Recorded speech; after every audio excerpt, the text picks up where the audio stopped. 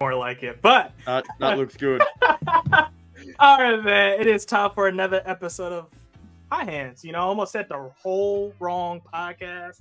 But we are welcomed again. We got a special guest, man, because, you know, we usually would always do a lot of videos, but, you know, we took a little break. But now we got a returning guest, you know, in Jordan. CP, man, how you been, bro? Mate, I'm so happy to be here. I've been itching to talk about Cavs, so it's an honor to be back. I see you've got a new setup going for yourself as well. You got the mic up there, the Garland jersey in the back.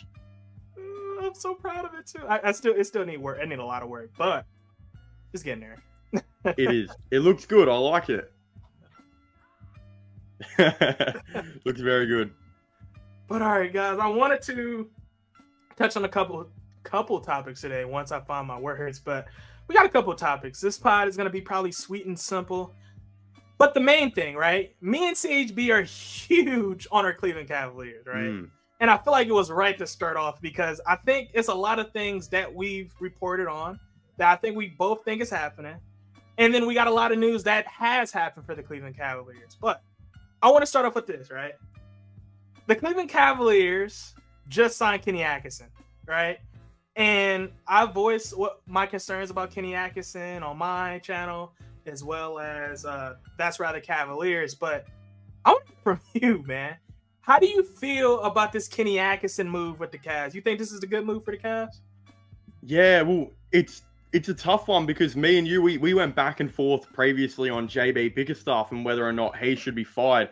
And I think one thing we all kind of said was they should only fire him if they find someone, you know, better. We can't be getting a guy in who I would say probably hasn't coached yet, due to the fact is you don't want to take a step backwards in the position I think that we're in. That's not where we want to go.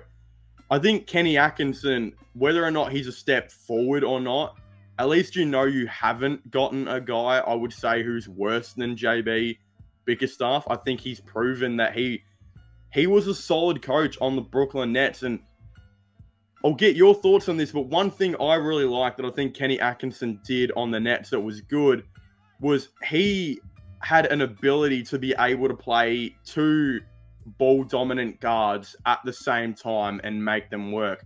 He would have D'Angelo Russell and Spencer Dinwiddie share the court. He'd have Russell and Karis LeVert share the court, amongst a bunch of other different combinations, right?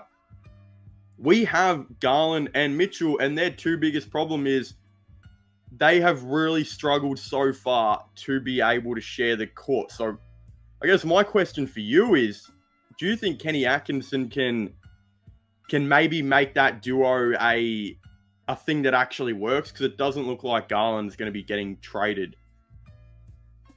So that's the $1 million question, honestly, because, and I've spoke with this with Uncle Tate, man. For anybody to know Uncle Tate, that's from That's Rather Cavaliers, right? We've talked about this because I feel like, I mean, he feels like Darius Garland would work under Kenny Atkinson because he's more offensively oriented, right? So the pace is going to be faster, quicker. And to be honest, I really do agree with it. The thing is, though, I think even with that, I think you still kind of have to trade Darius Garland. Reason being is because it's much, and I know y'all see the Darius Garland jersey. I'm a Darius Garland fan. I like his style. Honestly, if he goes somewhere else, I think he is going to really be that guy.